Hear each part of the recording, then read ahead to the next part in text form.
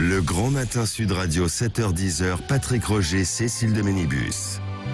Il est 7h46 dans un instant. Guy Carlier sera avec nous. En attendant, Sud Radio vous explique ce grand oral de la sécurité qui a eu lieu hier.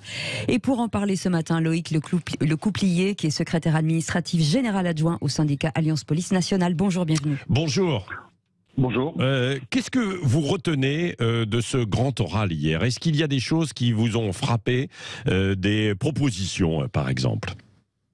Ce qu'on retient, c'est que parmi les trois candidats déclarés et le représentant d'un éventuel quatrième, qui ont accepté de venir à ce grand oral, il y a une certaine, on va dire, convergence de vues sur que, la sécurité doit être remise au centre du débat. 2, que l'impunité doit cesser. Donc déjà, ça, disons, ça nous convient au regard de tout ce que nous dénonçons depuis de nombreuses années. Quant aux diverses propositions, non, vous savez comme moi, ce sont les élections présidentielles, c'est un petit peu ce que nous appelons communément un peu le catalogue de la redoute. Chacun y va de sa proposition, qui peut être, chacun veut faire mieux que l'autre, mais globalement, nous notons que il va falloir plus de places de prison, qu'ils vont enfin en construire. Bien évidemment, nous, en fonction des résultats, nous y serons sensibles. Mais est-ce que, Loïc Le Couplier, est-ce qu'il y a une vision différente un peu de la police qui effectue son travail aujourd'hui? Par exemple, on parle souvent de la police qu'on doit redéployer un petit peu sur le terrain, dans certains quartiers, d'une formation peut-être différente. Parce que vous attendez en fait un certain nombre de choses, et les Français s'interrogent, quoi, d'ailleurs, sur les policiers. Quel est leur travail? Est-ce qu'ils ont les moyens de l'effectuer? Alors, je vais prendre tout à l'envers. Donc pour les moyens, il faut reconnaître que le ministre en place a développé des moyens, nous en a attribué. Nous avons les véhicules, ça arrive jamais assez vite, mais ça arrive. Ce sont des véhicules, intéressants, confortables. Le matériel collectif individuel arrive. Concernant les mesures, on va dire certaines mesures sociales, il nous a accordé, enfin, une de nos vieilles revendications, la gratuité des transports, etc., etc. Il y a eu des engagements qui ont été pris sur notre retraite. Si réforme il doit y avoir, donc tout ça, globalement, c'est positif. Maintenant, on partait de très loin. Donc le recrutement de policiers, effectivement, est en marche. Les écoles turbinent à fond. On est revenu à une scolarité plus longue. C'est pas qu'elle est plus longue, on est revenu à ce que le même gouvernement avait réduit il y a quelques mois auparavant. Donc là, pour l'instant, ça bouge pas.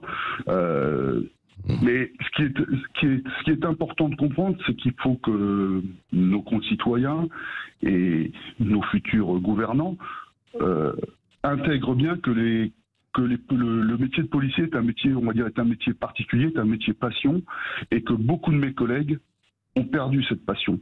C'est-à-dire que l'envie de le faire avec ses tripes, car au fil des années, on a été déconsidéré, on nous impose des réformes toutes les 10 minutes, on est l'institution qui se réforme de manière permanente sans qu'on prenne le temps d'analyser le positif ou négatif de ces mêmes réformes. On nous emploie un jour ici, un jour là, etc. On fonctionne toujours dans l'urgence. Il y a un manque, un manque de vision à long terme. La police, ça se gère pas sur 5 ans, ça se gère sur des années. Il y a des enjeux, il y a des enjeux qui sont dénoncés, on signale certaines choses. Malheureusement, on a tendance à toujours nous écouter parce que nos politiques vivent dans un quinquennat.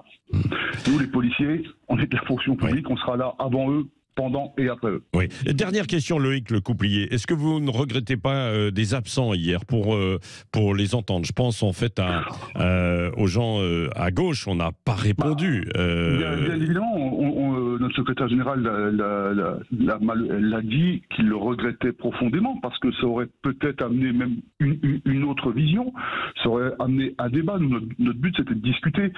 La majeure partie d'entre eux ont refusé de venir. Malgré nos efforts, parce que malgré tout, Alliance est un syndicat, on est quand même... Vous êtes considéré à droite, quoi. Oui, alors c'est marrant parce qu'Alliance est considérée à droite et les autres organisations ne sont pas considérées du tout, donc on est considéré à droite. Je dis factuellement les choses, quoi. À droite, les policiers qui sont syndiqués chez Alliance le sont en fonction des idées d'Alliance, le sont en fonction de leur représentativité, en fonction des délégués que nous avons partout sur le territoire. Est-ce que tous nos délégués sont à droite? Est-ce que tous les policiers sont à droite? Déjà, puis c'est pas le débat. Non, à la limite, non mais c'est un peu pour ça, on dit que c'est pour cette raison probablement que certains candidats ne sont pas venus de gauche. Quoi. Mais non, c'est une vision très réductrice. Bon. On a négocié, on a eu des très très bons rapports avec avec les gens de gauche, avec les gens de droite, avec les gens modérés. Voilà, nous n'avons. Bon, vous n'aviez pas invité Jean-Luc Mélenchon, tout de même.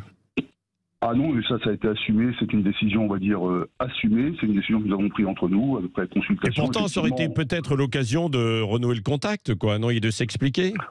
On ne peut pas s'expliquer avec Mélenchon sur les sujets de police à partir du moment il considère que c'est la police qui génère la délinquance et c'est la police qui génère le désordre. Alors, à ce moment-là, on peut avoir aucune convergence de vue. Ouais.